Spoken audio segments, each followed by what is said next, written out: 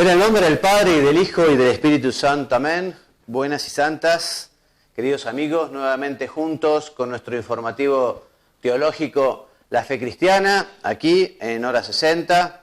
Marcos en los controles, Mariano ausente. Marcos, gracias por la presencia. ¿Cómo estás vos? No, por favor, como siempre un placer y muy bien, listo para escuchar la clase de hoy. Bueno, vos sabés que el tema hoy es largo, pero muy interesante, porque vamos a ver del séptimo mandamiento de la ley de Dios, comenzando por recordar, o quien no lo sepa, contarles lo que dice el Catecismo de la Iglesia Católica que nos regaló el Papa San Juan Pablo II, que nos dice que este séptimo mandamiento prohíbe tomar o retener injustamente, este injustamente está subrayado y lo vamos a explicar después por qué, y perjudicar de cualquier manera en sus bienes al prójimo. Entonces, prescribe la justicia y la caridad, de la cual vamos a hablar, en la gestión de los bienes terrenos y de los frutos del trabajo de los hombres. Entonces, con miras al bien común, este séptimo mandamiento se refiere al respeto del destino universal de los bienes, que hablaremos, y de este derecho a la propiedad privada que es natural a todos los hombres.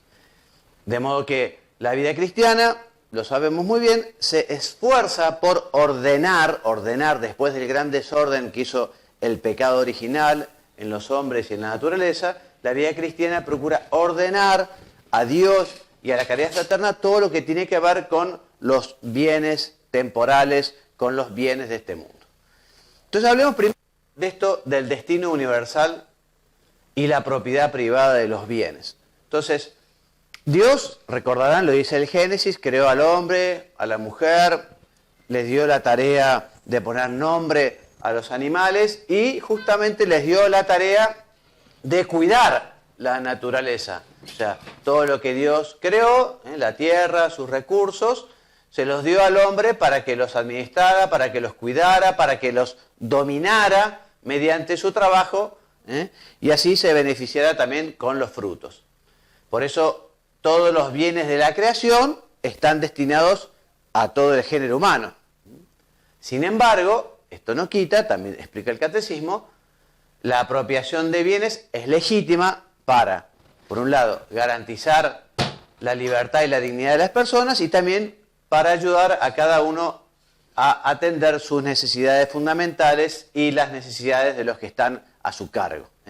Dice el Catecismo, el derecho a la propiedad privada adquirida por el trabajo o recibida de otro por herencia o por regalo, no anula la donación original de la tierra al conjunto de la humanidad.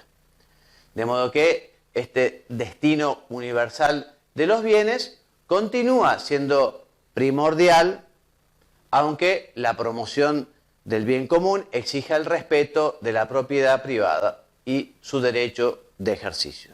De hecho, vemos como en la historia de la humanidad los totalitarismos que han usurpado la propiedad privada, al final, lejos de conseguir ese bienestar general o ese bien común o esa, digamos, unión de las clases, en fin, ya lo veremos, no lo consiguió, sino todo lo contrario. La propiedad privada es algo que está intrínseca a la naturaleza humana, pero también justamente no tiene que existir con esa mentalidad individualista, con esa mentalidad egoísta, sino que uno la propiedad la tiene en función también de la donación, de la entrega, del uso justo. Por eso decíamos que este mandamiento invita a ordenar todo lo que está vinculado al uso, a la propiedad de las cosas. Ya lo iremos hablando conforme vayan pasando los temas en el programa. Bueno, entonces este respeto del derecho de la propiedad privada es importante para el desarrollo ordenado de la vida social. Marquitos, léeme que dice el número 2404 del Catecismo de la Iglesia Católica. El hombre, al servirse de esos bienes, debe considerar las cosas externas que posee legítimamente no solo como suyas, sino también como comunes, en el sentido de que han de aprovechar no solo a él, sino también a los demás. Exactamente. Por eso la propiedad de un bien hace de su dueño una suerte de administrador de la providencia, para hacerlo fructificar y comunicar sus beneficios a otros, ante todo a sus próximos. Muy lejano de esa idea liberal que dice que es el egoísmo de las personas lo que mueve a la economía. No, el egoísmo lo que hace es, de alguna manera, anquilosar o congelar el corazón humano, lejos de alcanzar la felicidad, lo deprime o lo entristece, y lejos de hacer crecer un país, lo hace, digamos, lo hace más triste, lo hace más abandonado. Incluso esta solidaridad, ya lo veremos, tiene que estar destinado a todo el entorno de la humanidad. O sea, también las diversas naciones tienen deberes de solidaridad, ya lo veremos, para naciones menos desarrolladas, en vía de desarrollo o pobres, ¿no? Entonces, con esta mentalidad de que los bienes no son solo para la propia satisfacción individualista y cerrada, sino que es una oportunidad para justamente también ayudar a los demás y a los otros, es otra dimensión que muchos no conocen, y es una lástima, y en ese sentido el cristianismo tiene mucho para aportar desde esta perspectiva.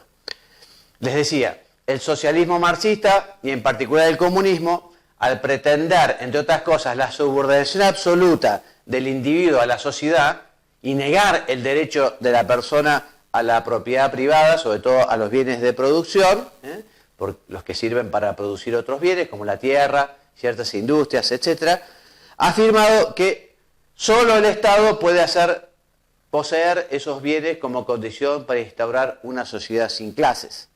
Bueno, esto es absolutamente contrario a las enseñanzas de la Iglesia y al sentido común y al sentido natural y al derecho natural. De hecho, uno de los motivos de las crisis de este régimen socialista o comunista es justamente eso, el quitar a las personas la posibilidad de tener sus propios bienes y producirlos, etcétera, etcétera, etcétera.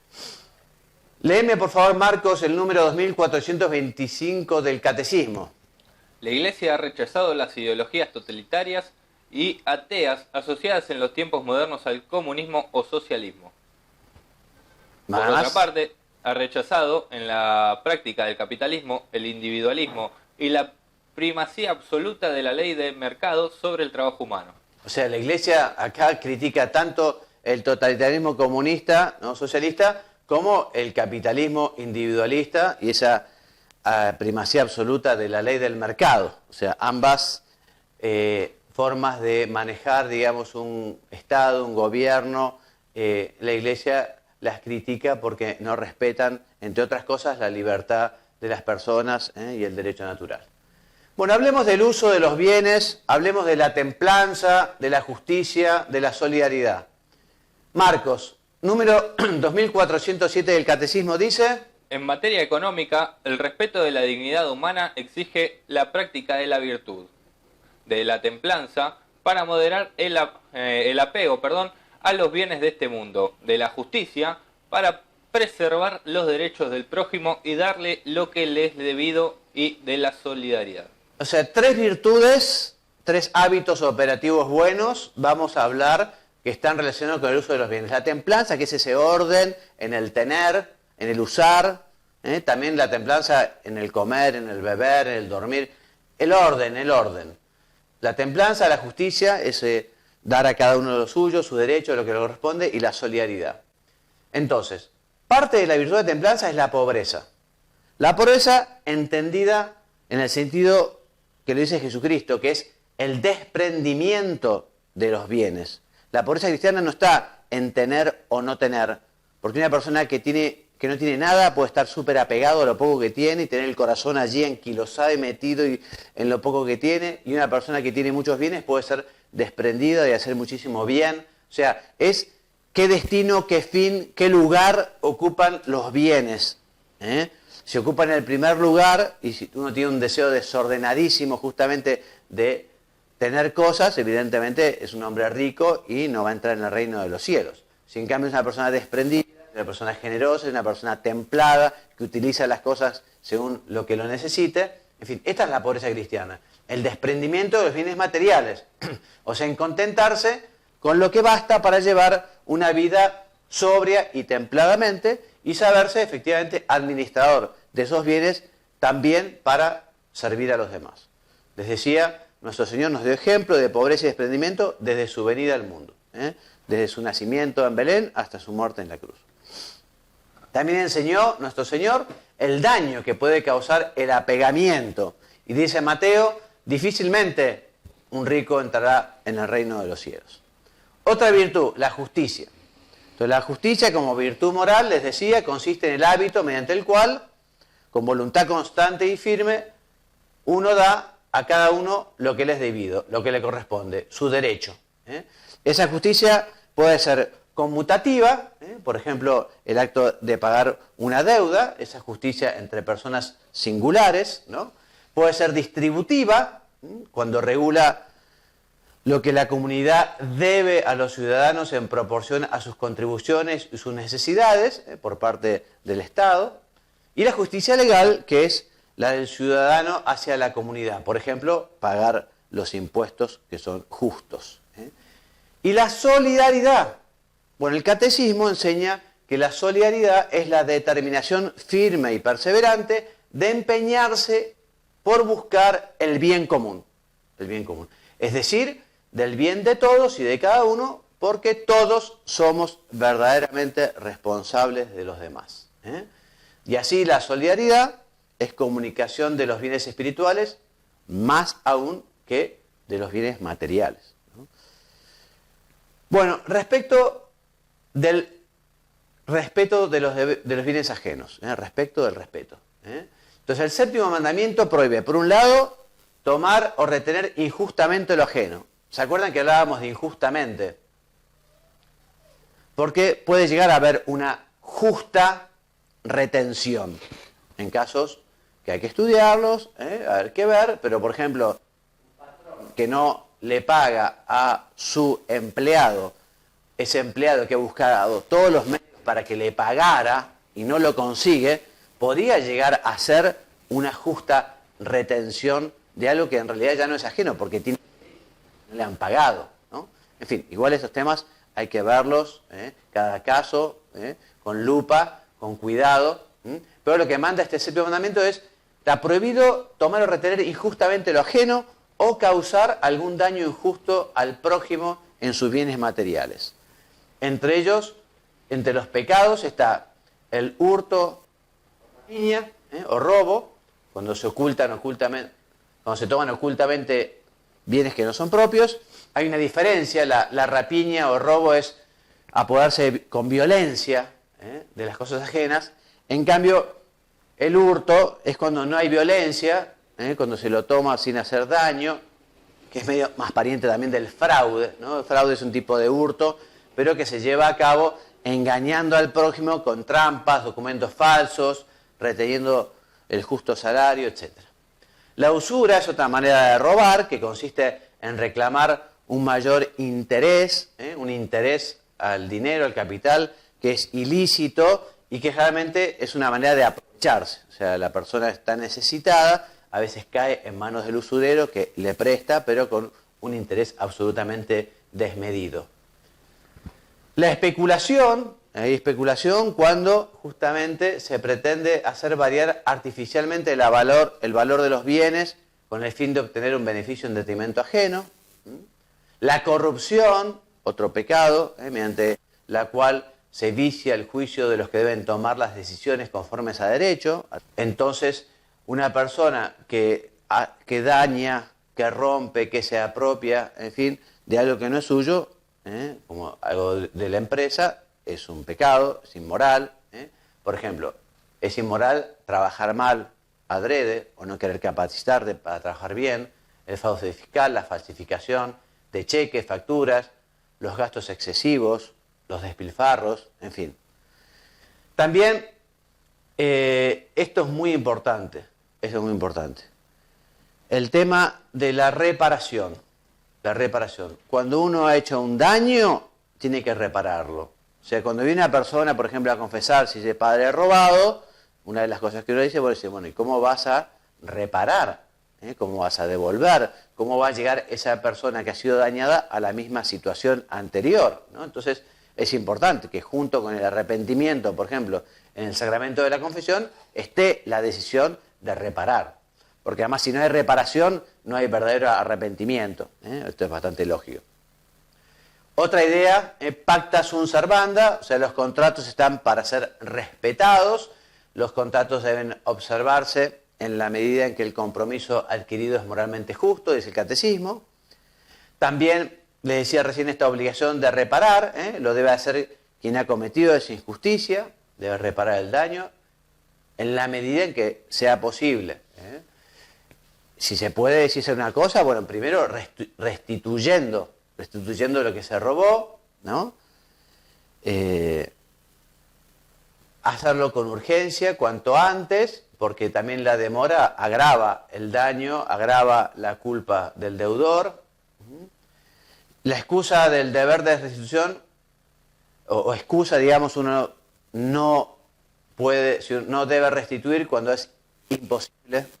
Si es imposible, físico o moralmente, bueno, pero mientras dure esta imposibilidad, porque después, si se puede, ¿no? De hecho, por ejemplo, si se murió el damnificado, bueno, habrá que dar. Los herederos tienen derecho a lo que le robaron, digamos, ¿no? Incluso al revés, ¿no? Quizás quienes hayan heredado cuestiones de la corrupción, tampoco tienen legitimidad sobre aquellos bienes.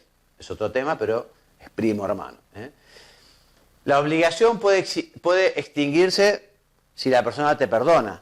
Si una persona dice, no, yo te perdono por esto, bueno, evidentemente ahí se. En caso de no encontrar al propietario, acá es una discusión muy interesante. Si se es poseedor de buena fe, se puede retener lo que se consiguió. Ahora, si es un poseedor de mala fe, que conoce que existió un delito, porque lo robó, en fin, por ejemplo, bueno, y no está el propietario, lo lógico es que lo destine a obras de beneficencia o a los pobres, ¿no? Pero como no tiene derecho a eso que obtuvo de mala fe. Bien, ¿qué es la doctrina social de la Iglesia? Son las enseñanzas de la Iglesia vinculadas a las cuestiones sociales. Porque la Iglesia salva o quiere salvar o quiere colaborar en la salvación de todo el hombre, de todos los hombres. La Iglesia no es solo espiritual, también cuerpo y alma, ¿no? Entonces, cuando efectivamente en un lugar no se vive el mensaje evangélico, cuando se atacan temas que son fundamentales a la dignidad de la persona humana, entonces la Iglesia tiene la obligación de dar su juicio, de levantar la mano y decir, esto es inmoral, esto no corresponde, esto es un pecado, esto va contra la ética. Por eso, léeme el número 2419, por favor, Marcos. La Iglesia, cuando cumple su misión de anunciar el Evangelio, enseña al hombre, en nombre de Cristo, su dignidad propia y su vocación a la comunión de las personas, y le descubre las exigencias de la justicia y de la paz conformes a la sabiduría divina. Porque efectivamente la Iglesia quiere colaborar en que el mensaje de Jesucristo, el mensaje del Evangelio, se viva, ¿no? Porque efectivamente aquello ayuda al bien común general. Por eso todo el conjunto de estas enseñanzas sobre principios que deben regular la vida social se llama doctrina social y forma parte de la doctrina moral católica. Por ejemplo, algunas enseñanzas de la doctrina social de la Iglesia.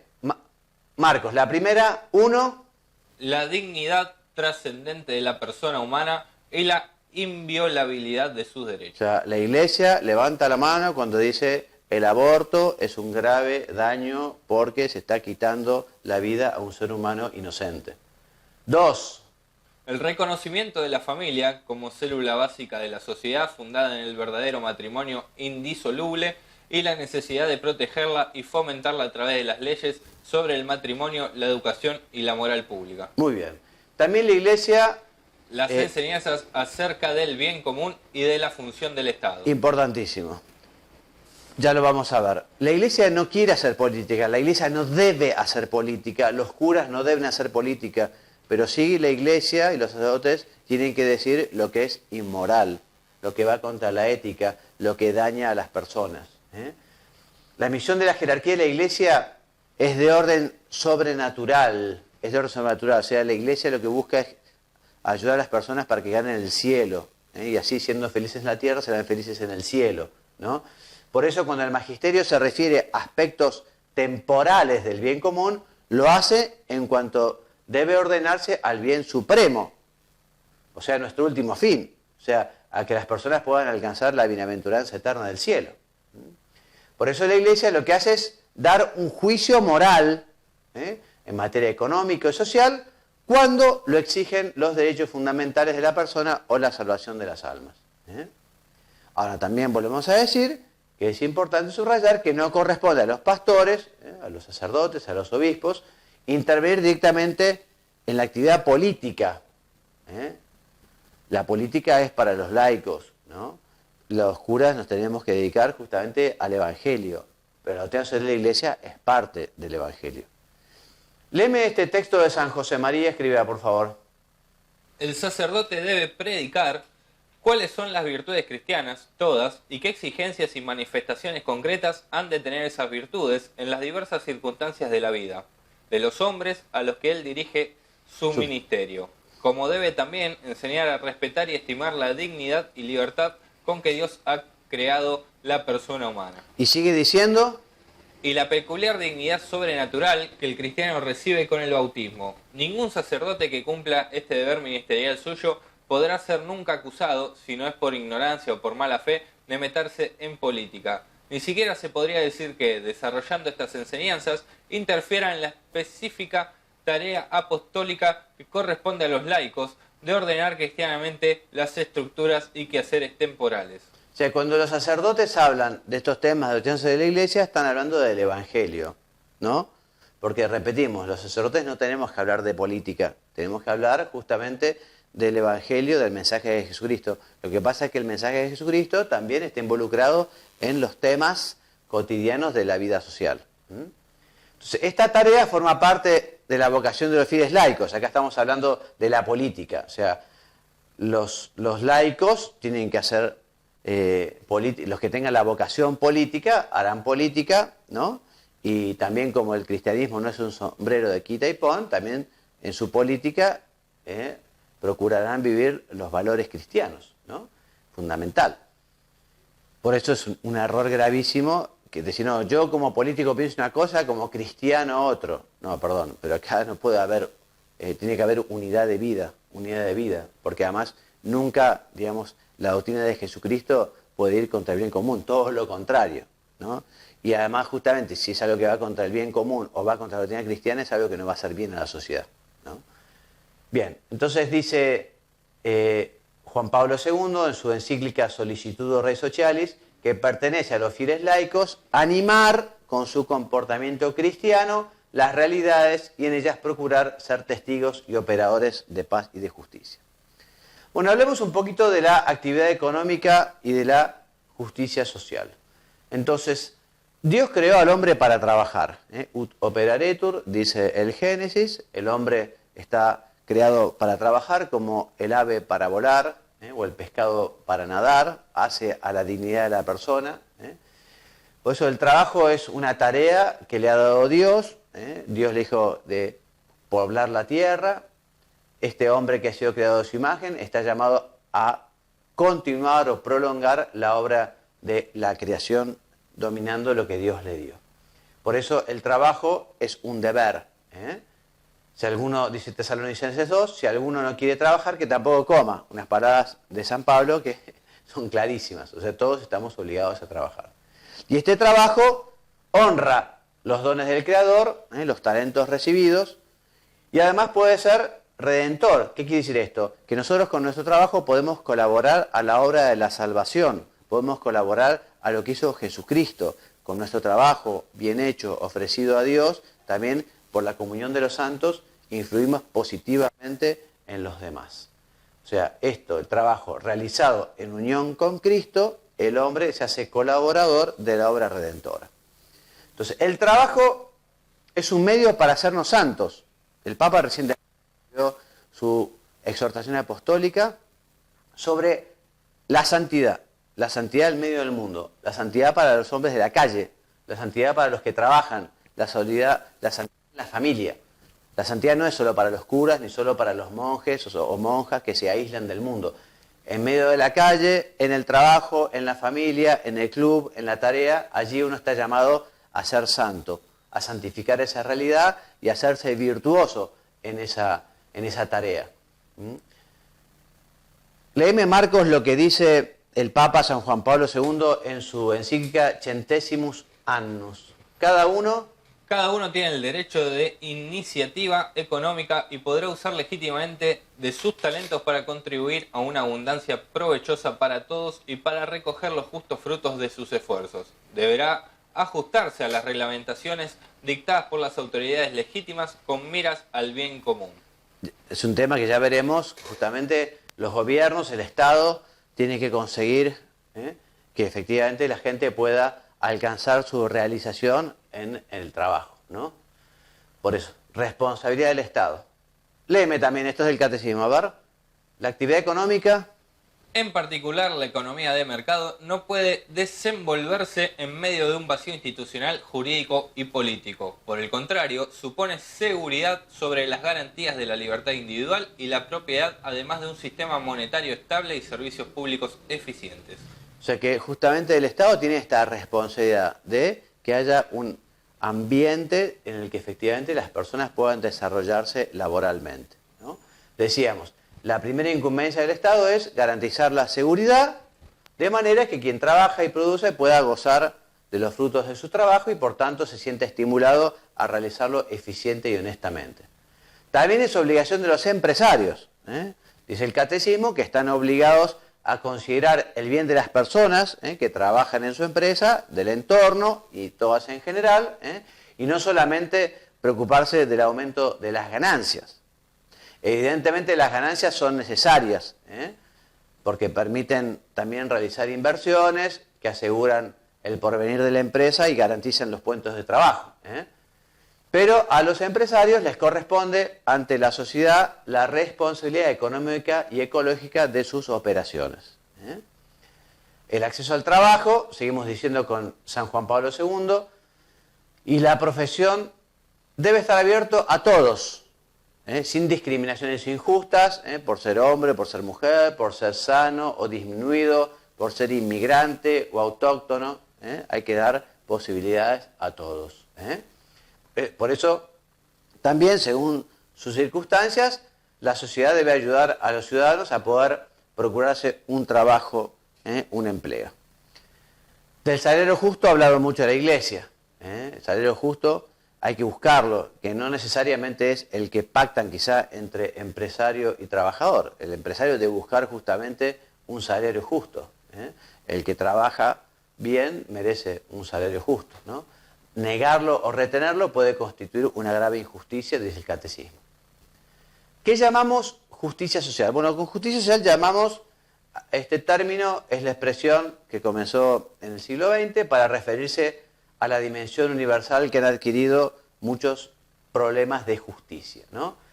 Por eso dice, entre otras cosas, el catecismo que la sociedad asegura o debe asegurar la justicia social, y lo hace cuando consigue las condiciones que permiten a las asociaciones, a cada ciudadano, a conseguir lo que les es debido según su naturaleza y según su vocación. Lo que decíamos hace un ratito, también debe haber justicia y solidaridad entre las naciones.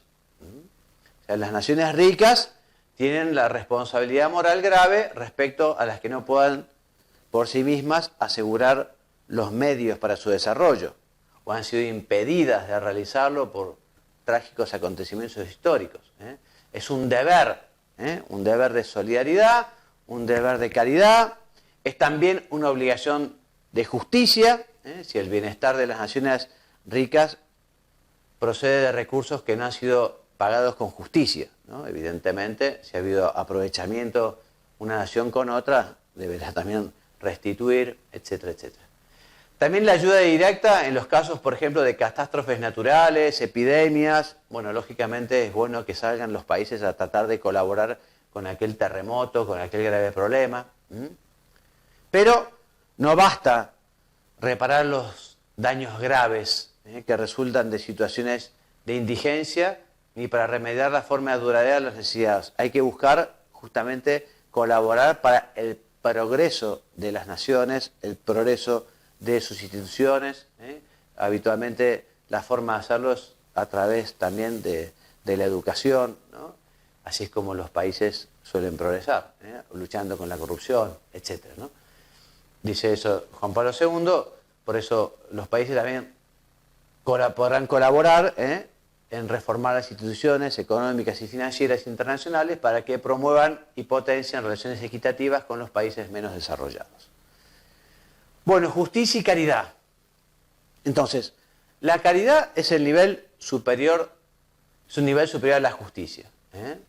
Evidentemente, no hay caridad si no hay justicia. O sea, la justicia es un prolegómeno, digamos, o es previo a la caridad. Para que haya caridad tiene que haber justicia, ¿no? Pero la caridad va más allá de la justicia, va más allá de lo que se debe. Recordemos que la justicia es dar a cada uno lo suyo, lo que le corresponde, lo que se le debe. La caridad va más allá, ¿no? Porque sobre todo es darse a uno mismo, ¿no? Y debe acompañar siempre la justicia vivificándola desde adentro. Ahí estamos. Entonces, esta unión entre justicia y caridad se manifiesta, por ejemplo, está la caridad cuando se da, y además se da con alegría, cuando se preocupa no solo de los derechos de otra persona, sino también de sus necesidades, y en general en practicar la justicia con suavidad y comprensión. La justicia debe estar siempre informada por la caridad. Informada, o sea, debe estar bañada, acompañada por la caridad. Léeme el número 973 de Surco de San José María. Marcos, por favor. No se pueden tratar de resolver los problemas de la convivencia humana simplemente con una justicia entendida como un adecuado funcionar, anónimo, de las estructuras sociales. Al resolver los asuntos, procura no exagerar nunca la justicia hasta olvidarse de la caridad. Sí, o sea, acá, claro, es una justicia disminuida, ¿no? No ser tan justos, ¿no? Que efectivamente se falte a la caridad. Entonces, la justicia y la caridad se han de vivir especialmente en la atención a las personas más necesitadas, a los pobres, a los enfermos. Nunca se podrá alcanzar una situación social que sea superflua la atención personal a las necesidades, porque a veces también las necesidades de las personas no son tanto económicas, materiales, sino que a veces son más de índole espiritual o la soledad, ¿no? Por eso el ejercicio de las obras de misericordia, materiales y espirituales, será siempre necesario. El amor, o sea, la caridad, siempre será necesaria, incluso en la sociedad más justa. Pues es lo que decíamos recién. No hay orden estatal, por justo que sea, que haga superar el servicio del amor, de la caridad. Quien intentara desentenderse del amor se dispone a desentenderse del hombre en cuanto hombre. Por eso siempre habrá sufrimiento y siempre habrá alguien que necesite ayuda, cariño, consuelo, acompañamiento, no solo dinero. Entonces, dijimos, siempre habrá soledad, siempre se harán también situaciones de necesidad material en la que es indispensable una ayuda que muestre un amor concreto al prójimo, y el Estado que quiera proveer a todo, que absorbe todo en sí mismo, se convierte en definitiva en una instancia burocrática. Tiene que dejar justamente el Estado espacios para solidaridad, para que las demás personas también puedan colaborar con su prójimo. Bueno, vamos a avanzar un poco más. Mirá, ya terminamos. Entonces decimos lo último. La miseria humana atrae la compasión de Cristo Salvador, que lo ha querido cargar sobre sí e identificarse con los más pequeños, o sea, uno de los motivos para ser solidarios, para ser caritativos, para ocuparse de los demás. Todos estamos llamados a ser Cristo. Cristo nos dice que está en los más necesitados. Por eso es el catecismo, con esto vamos terminando. Por ello también, los que sufren miseria son objeto del amor de preferencia por parte de la Iglesia, que desde los orígenes no ha cesado de trabajar para aliviarlos y defenderlos. Bueno, y hasta aquí nuestro programa de hoy. Hemos hablado mucho hoy del catecismo, hemos citado mucho, ya ven que es muy rico, son muy ricas las enseñanzas del catecismo de San Juan Pablo II sobre este tema. Así que, en fin, Dios mediante, el programa que viene será el 37, ya hablando del octavo mandamiento, y ya vamos terminando, son 40 los temas que vamos a exponer, en fin. Así que nos despedimos hasta la semana que viene. Que Dios los bendiga y los haga muy santos. Amén.